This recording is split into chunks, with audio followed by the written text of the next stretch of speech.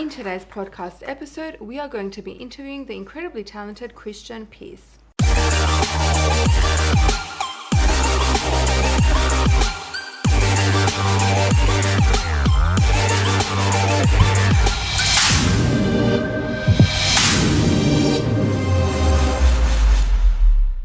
Thank you everyone for coming. If you guys don't know me, I am Lilian Tahmasian, Lilian's brother and the co-owner of Tahmasian Media.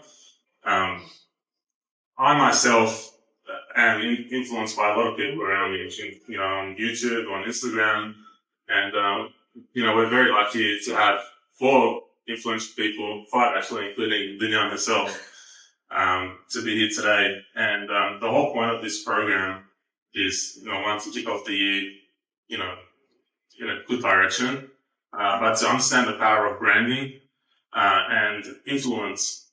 And in saying that, we're going to have a good program today. So these guest speakers are going to come on, and we're going to be on for about 30 minutes, and Leon's going to talk to them. And we're going to have a fun activity after. If you guys have ever done a vision board, hands up.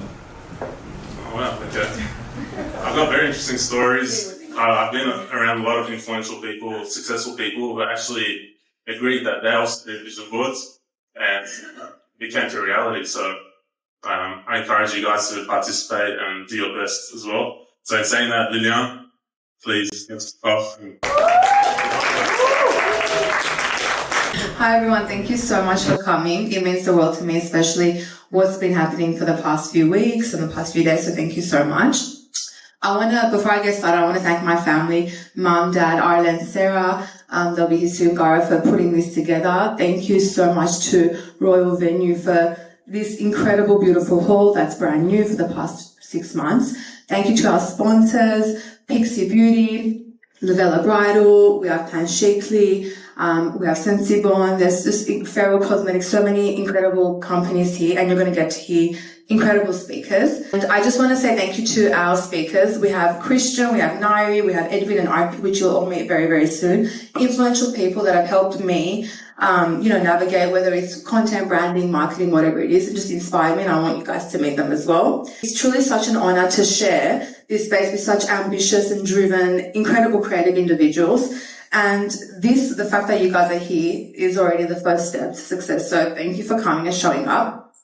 For those of you that don't know me, my name is Lilian Tahmasian. I've been a content creator for 15 years, and I started when I was 19, and we have an audience now of 240,000 with 24.9 million views. Thank you so much. And we work with, Patrick Bet-David and Bedros Kuno, to name a few. And, it wasn't easy, but I think I've always said if I can help inspire one person, I've done my job, and hopefully I can help one of you walk out here feeling inspired and motivated. And that is why specifically I wanted to incorporate vision boards into this masterclass, because it's truly changed my life. I always say, I know Des already smiling, it's truly like a form of magic, and I hope it gives you that same magic as well. So many things have become my reality, and I want everyone to make their own vision board, whether it's big or small. I truly believe in that, and I want everyone to leave any insecurity or any doubt on the way, like at the door, because right now you can turn to your closest partner and you have no idea what that connection is going to bring. And I truly think that you're here for a reason. The fact that you guys took your day out and you're here, it says a lot in itself.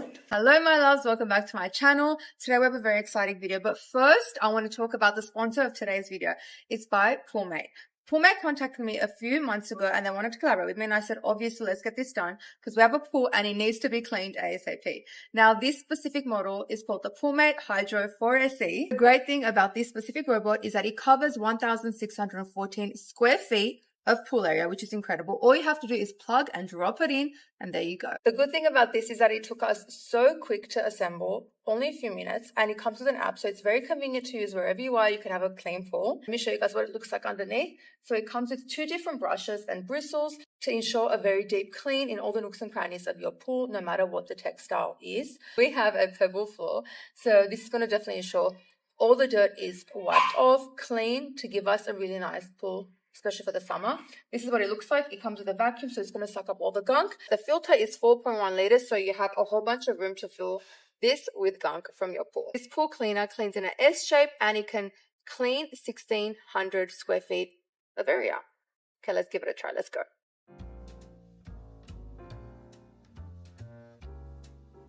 Now, the great thing about the Hydro 4 SE firmware is that it is powered by the HydroCurve intelligent algorithm, which means it ensures a systematic and efficient cleaning route. It thoroughly covers the pool floor, the walls, and the waterline. It's quite high performing and no spots are missed. Now, we only had the robot go on for a few minutes, and because it had the S-shaped cleaning path, it created a comprehensive and effective pool cleaning.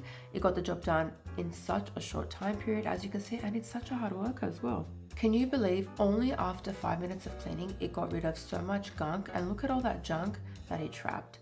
Only 5 minutes. Thank you so much, Pullmate, for this incredible opportunity. We are loving our Pullmate Hydro 4 SE. It's doing an incredible job, as you can see. Definitely do not forget to check them out in the description below. Click their link, let me know what you think. If you've used it, let me know your thoughts. I'm sure you guys will love it, especially if you have a pool. It's perfect for the summertime, so get it right now. I adore you guys so much. Thank you for watching. Now let's get into the video. Yo. Talk about imposter syndrome. Hear my own bio. I'm like, ooh. Ooh. He's being very modest. He's hilarious. You've been creating content for such a long time. Long time, yeah. Long time. I want to hear how this got started. I know you kind of started at university. I want to hear all the ins and outs of it. Yeah, so I was always kind of into making weird little videos with my friends since I was a kid. Like from the age that I was old enough to, I would just steal my dad's camcorder and just run around the neighborhood trying to make Jackass videos. You guys remember Jackass, that showed on TV? I tried doing that when I was like 9. It was like a bad idea. But I just loved making videos, loved entertaining people my entire life. When I got to college, when I was 19 years old, I started a YouTube channel with my friend who I met in a fraternity. And together we took a channel from 0 views and 0 subscribers to almost 3.5 million subscribers and over 700 million views. That's just on YouTube alone. If you count in like TikTok and Instagram, it's the billions of views. Wait, that's insane. That deserves a Yeah, we just, I met somebody in college and we got to talking. We both had the same aspirations. We both wanted to get into TV and film. And so YouTube at the time was not what it is today. It was still very much like a widely used platform, and it was big and there was creators on there. But people had just started monetizing their content and making real money on it, which we saw an opportunity, 1, to make money, and 2, we want to get into traditional Hollywood. It was like, oh, this is a great stepping stone. You know, if all else fails, at least when someone says, say, hey, we want to write a movie, we want to act, they say, well, show us something, show us a proof of concept, then we could show them these videos. We were blessed enough to hit success very early on.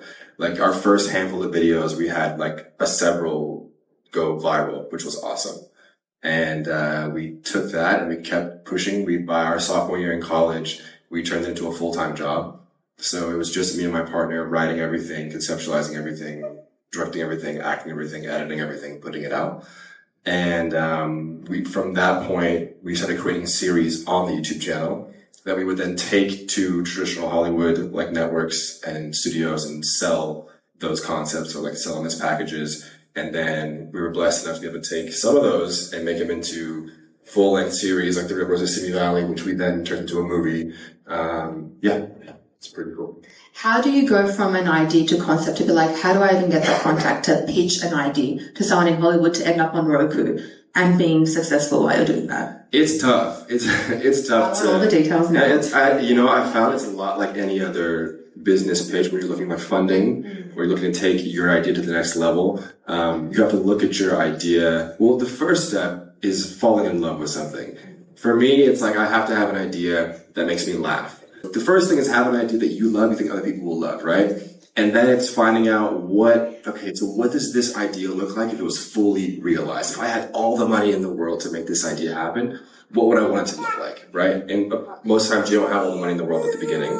So it's like, how can I start on that process? Like, what can I do with the resources I have now, or a few favors? And how can I tangibilize this concept now? And once you start putting your own time and effort and money into an idea and to make it a reality, usually other resources have a way of showing up at your doorstep.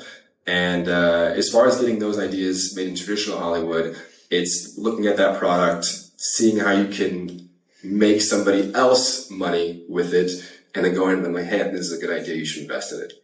I mean, that's a very strategic, smart idea for sure.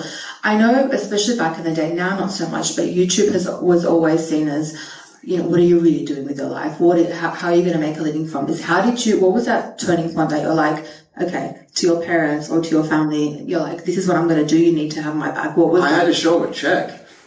Yeah, my parents were like, what are you doing? What are you talking about? You're going to make YouTube videos? That's dumb. You're in college. I waited until I had like 5 viral videos to even tell my parents I was making videos. I fully was lying to them. Really? I was also working a day job at the same time when I first started, but I knew what I was doing was right. I loved it so much. I had seen a little bit of success, and I knew in my heart, this is my thing. I've known since I was a kid. But my parents are cool, but they're also traditional. They're also old school in a way. They're very strict about school. And, like the first speaker said, like I had certain struggles in school throughout the year, so I had to work really hard to get good grades. And so I was afraid to tell them. And I was afraid to tell anybody who I thought would any question what I was doing. So I waited until I was making money. And then I went to them and I was like, hey, I got these videos. I have a check. They're doing kind of well. I can pay for my own rent now. I can start paying off my student loans. And then that's when they were like, okay. And then like, Christian, take the lead. Okay, fine. Okay, it's making sense. But yeah, that was a little hurdle to get over. Definitely. So if anyone is wondering how to become a full-time YouTuber, show your parents a check. Yeah. There you go. Wait till you get something. Even if it's like $10, like, it's on the way. Something. Yeah. Something. That's honestly, but you should be proud because that's, especially back in the day, I know it was very hard. And the fact that you're here now and you're a bestseller on Roku, say no more. It's been a pretty cool journey, I can't lie. And it's not finished yet, but I love where we've gone with it so far. Wait, before I jump to the next question, where can people find you? If they just type in The Real Growth of Simi Valley, it's on Roku. The Real Growth of Simi Valley is, we put the first 3 seasons of the show for free on YouTube now. It wasn't always there, but now you can find it on YouTube for free, and the movies now on Roku for free as well. So yeah, check it out. If you guys like laughs. The Real Growth of Simi Valley came from, my partner and I were in this grind of making YouTube videos. So we put out like 95% scripted content, which is like very hard to do all the time. Every week you're in this grind of like coming up with a new idea, writing a new script, producing it, putting out, just to hit that next Monday again, be like, okay, fuck, we gotta do it again. So we were in this grind of putting out all these sketches. We were like, how do we get ahead of this? And like, you also heard the first creator up here, we were like, let's get into batch creation, where like we find a way to like make a bunch of content in a short amount of time. We can release that content over time while we cook new ideas. Essentially a series. Like you make a season of a show, and then while that season is coming out, you use that time to make new things. So you're not always in this rat race of like week to week. So the first idea we had, like, let's do a fake reality show. We can spoof reality. What's our Real Housewives? Like, what do we know about? Always write what you know. Create from a place of what you know. Okay, we know about bros. We know about like young men who are like in this like egotistical part of their life. Okay, where are they from? We're both from LA. So we're like, what's a weird part of LA no one goes to? Simi Valley. So it's very much like us writing what we know. And, yeah, I mean, as far as like manifesting what you want, like in that moment, we started writing it right away. We produced it ourselves. We put it out, and that was like not the first series we sold. The second series we sold to like a bigger buyer. So that's how Real Bros came about. And then it had a pretty big reception. We were able to keep making more and more seasons of it. We've had at least 1 or 2 moments from each season go like mega viral. Like one of the sounds from our season 2 of our show, you guys are all on TikTok. There's this like baby fighting clip that got pretty big. Like, what's he looking at? What's he staring at, little bro? And this guy's like looking at a baby, and he tries to fight a baby. That audio did like billions of sounds on TikTok, which was crazy. All from just like 2 guys sitting at a coffee shop thinking of ideas. So this has been a blessing, that project anyway, yeah. Wow, what an incredible journey. But I think with Christian, when I did, delve into your content, he's funny, hilarious, relatable, but at the same time, you have so much knowledge with what you're doing. What's a few elements about, do you put what's the process like when you're creating this brand? Because I know it comes across easier than it is, but what's the process of creating the type of content? How do you approach that? Yeah, I think, I always tell people, if you want to make content, there's 3 muscles you got to constantly exercise and keep in shape. Starting, finishing, and publishing. Starting. Always just start. Sit down, do whatever it takes. If it's a song, if it's a book, if it's whatever you want to make, if it's a video, start the process. Shoot the thing. Write down what you think it's going to look like. Ask for help. The second muscle, finishing. Now, there's a lot that happens between starting and finishing, but the reason it's a second muscle is because just whatever it takes to finish, whatever it takes to put that final period on that sentence, whatever it takes to export that video, whatever it takes to finish the thing. And then number 3 is publishing it, which is very hard for a lot of people. Like putting your work out there for other people to see can be very vulnerable. But it's a muscle you have to get in the routine of doing, because like there's a good chance the first 10, 15, 20, 30 videos you put out might not be hits. That might not be the content that hits. It might, but it also might not. But that 31st, that 41st might be the one that takes your brand to the whole next level. So you have to constantly be in the motion of starting something, finishing it, putting it out, and then not looking back and going on to the next thing. So those are muscles I try to exercise on a regular basis, even if I don't feel like putting something out. I sit down, I start something, I finish it, I put it out, I go on to the next thing. My personal process always starts from a place of like love. Like I have to love an idea, because if you start working on something you don't love, it'll come back around at some point and it'll smack you in the face, and it sucks being stuck with something like halfway through. You're like, why am I doing this again?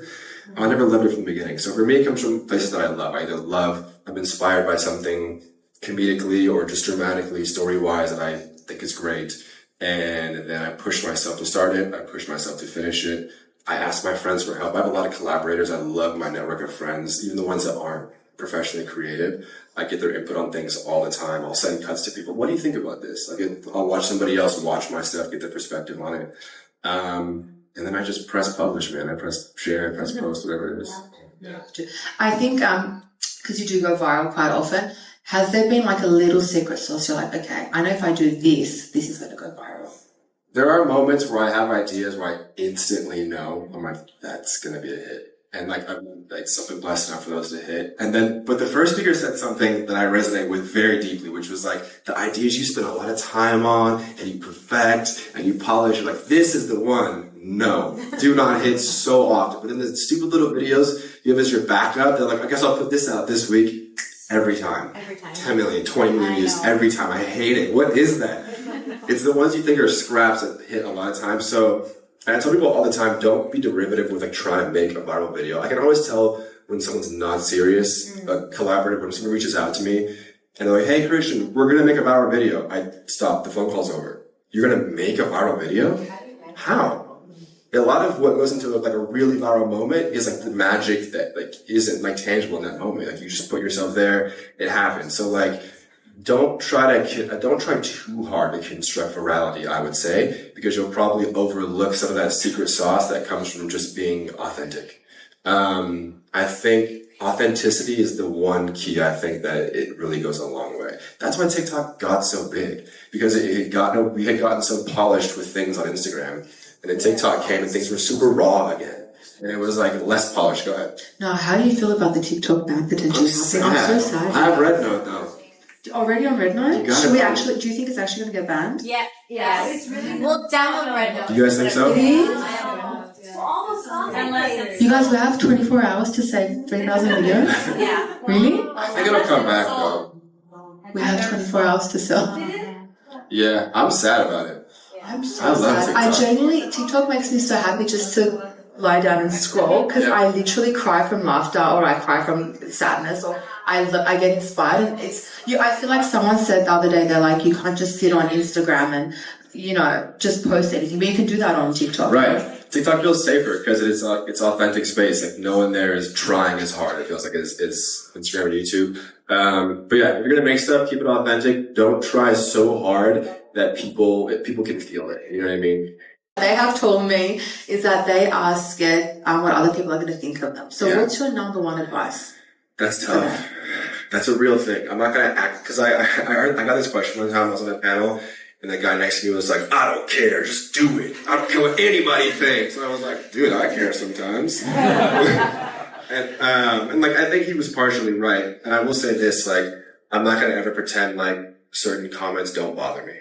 They do. I'm not gonna pretend like when I post something in the back of my head, what that one person's gonna say is not there. It is there. All I can say is start, finish, publish. You need to have those three muscles. Like it has to get done. And there's a saying we used to have in football back in the day. It's playmakers make plays. All it means is that it doesn't matter what happens for you to get a play made, just make it happen. So those fears, those anxieties, those are going to exist. Get used to them. Don't look for a secret of how do I get around this. Just know that's part of the landscape, and it's okay. And acknowledge them. I like to acknowledge it out loud with myself. I'm like, oh, I feel anxious right now.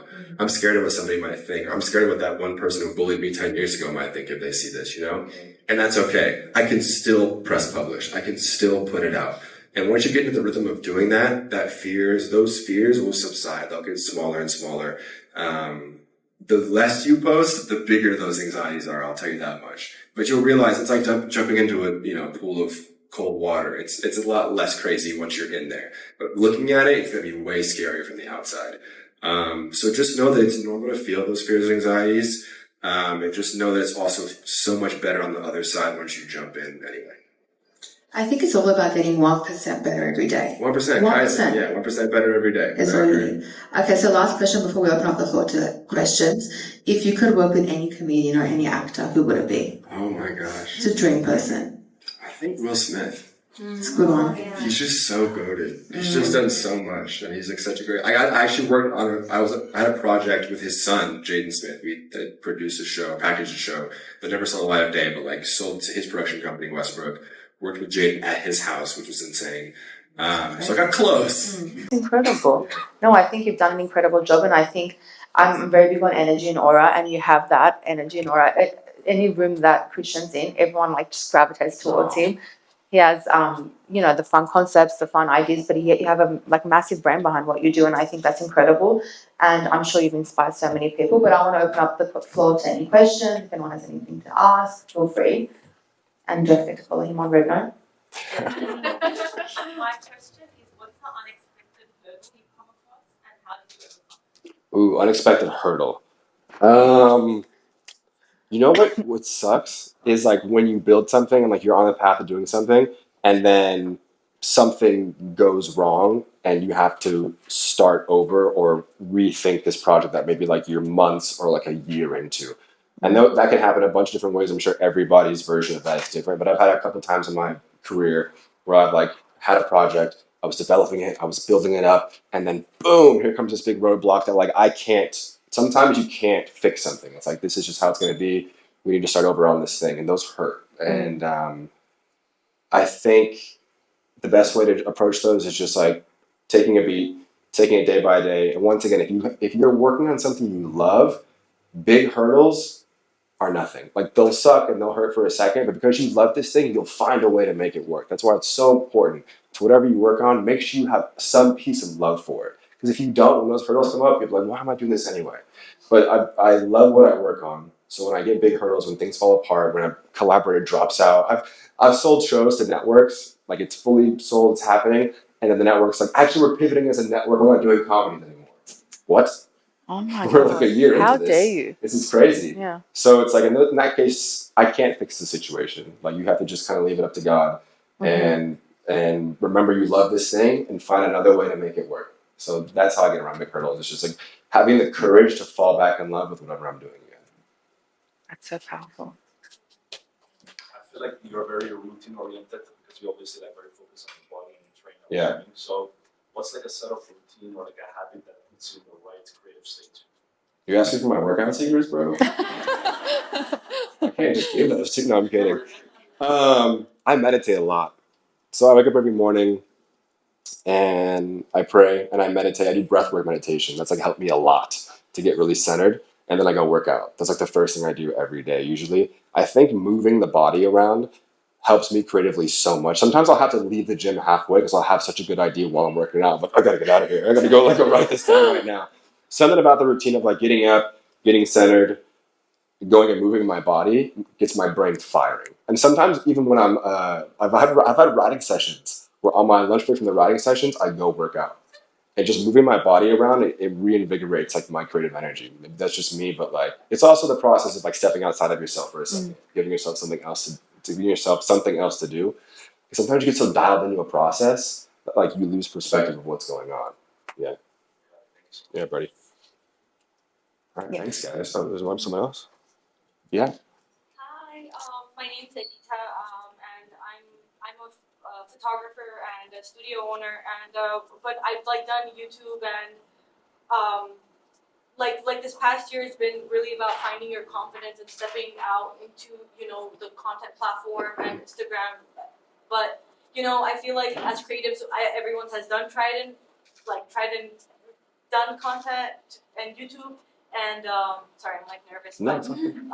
my question was, how did you navigate? And I attribute that to you being like just a guy, and I'm like, because men like don't overthink; they just like come up with something and then they post. But in the process of us doing YouTube and now like content creation, how do you find that balance between pursuing something like worthy, but like trying not to care about like the logistics and the edit, and because I'm an editor, and so it's like I just want to know your thought process into trying to not overthink and also delivering something and still feeling confident even though it's like all over the place. I definitely overthink too. But like I overthink. Sorry to burst your bubble. I overthink all the time. How do I? And it's gonna sound so cliche, but it goes back to like if you're working on something like you really love and you care about it, or you think this is just even you love it for a moment. This photo set is gonna be great. This video is gonna be great. I see the vision before you start making it. Right? I see the vision. It's finished. It looks like this. That's gonna be awesome. For me, what happens, especially when I'm editing, the process goes like, okay, I have this idea. I go out, I shoot it, and then I'm editing it, and I'm like, oh, okay, this isn't looking how I thought it was gonna look. This is a piece of trash. Like, why am I doing this? Oh, this is horrible. I could never show anybody. And then about 60% of the way through, I go, okay, maybe it's not looking so bad. Oh, but this is actually kind of good. And when I finish, I'm like, now I remember why I love it again. So it's like really diving into that process, making sure before you start though, like I love what this final product looks like in my head. And then it's just like putting your head down and just don't stop, keep going. Like I said, people having weird opinions, we're kind of falling apart. Those are kind of workplace hazards when you make content, when you make anything creatively. Those things are going to happen. Don't try to like beat them, just work with them there. Like just learn to work with them. Courage is not, bravery and courage are two different things. So like courage isn't the absence of fear. Courage is doing something in light of a fear being there. That makes you courageous. It's like, I was afraid, but I did it anyway. This made me nervous, but I still did it anyway. You can still move forward and still be fearful and still be anxious. That doesn't have to stop you. That's up to you. It's a choice. So fake it till you make it a little bit. You're scared, you're anxious, but just keep going. Yeah, go ahead. with insecurity. Even with insecurity, keep going. Because once you put it out, you'll be like, oh, wait a second. That's why I loved this thing. Yeah, so I'm just like, Wait, what? You it's fine. You still have them? Did you just didn't put them out? Yeah, no, You gotta put them This out. is your sign. You gotta put them out. I'll be kicked out. Put them out. Put them out. Yeah. Like we heard earlier, it's not about being perfect. Just get the muscle of putting something out. Even one day you'll look back and be like, oh yeah, that video was so done. But at least you put it out. It was the first step on you putting your 100th video out. It's every video doesn't have to be perfect, and also perfection is subjective. Like it's your version of perfect, not the world's version. You know? Yes.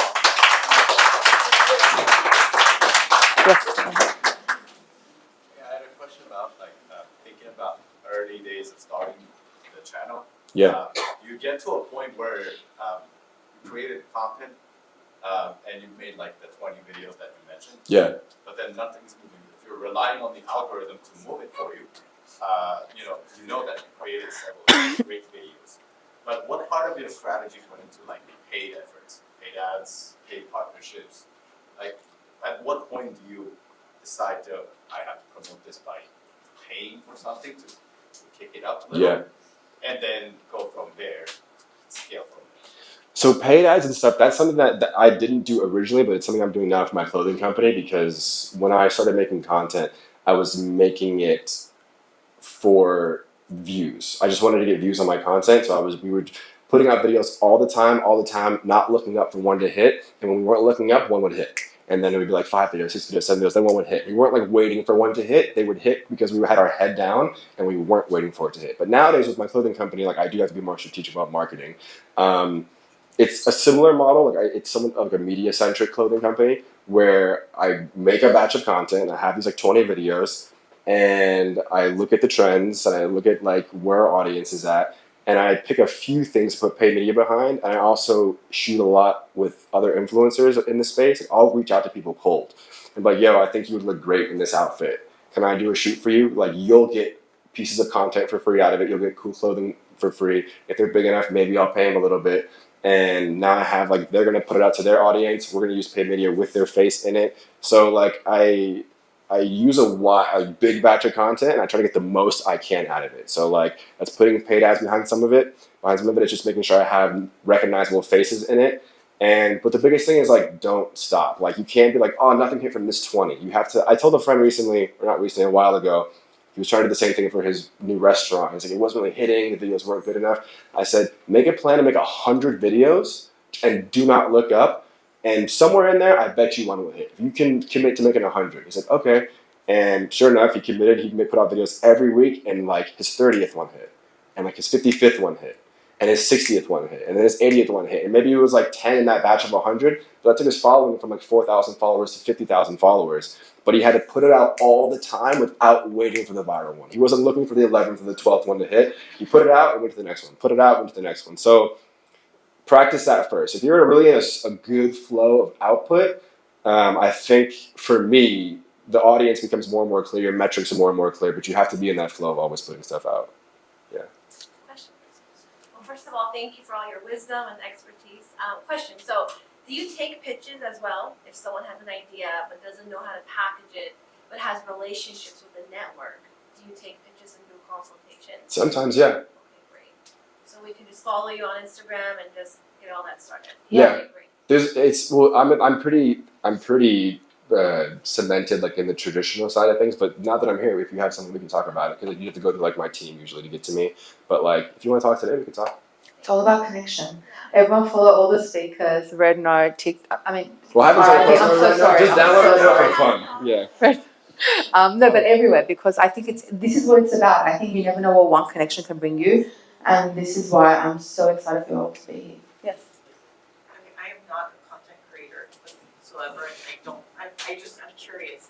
So with all these paid sponsorships that you're seeing, and, like, the paid ads and stuff, at what point do you say, like, these are my deal breakers, or how do you go into that? Do you give them a set of, like, rules, like, these are kind of the things that I expect out of this partnership, and how much control do you have over the content you're posting, or is it something that they'll come to you and say, this is our goal, and here's what we think we need to do to achieve it? Yeah. I would imagine it's like you give some and they give some, and you come up with, like, a relationship that works for both of you. Yeah. Has there been any situation where you felt like you weren't authentic, or you didn't have the control that you needed to make it work? And if so, how would you approach that? Yeah, definitely. When it comes to we're collaborating with brands, or if it's my brand collaborating with another creator, like we said earlier, authenticity is huge for messaging to get across, for people to believe in whatever you're trying to sell them.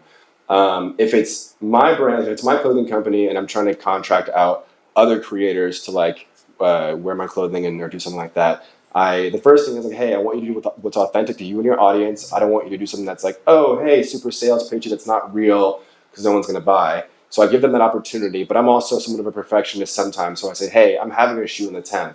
If you come, just show up. I'll make you look cool.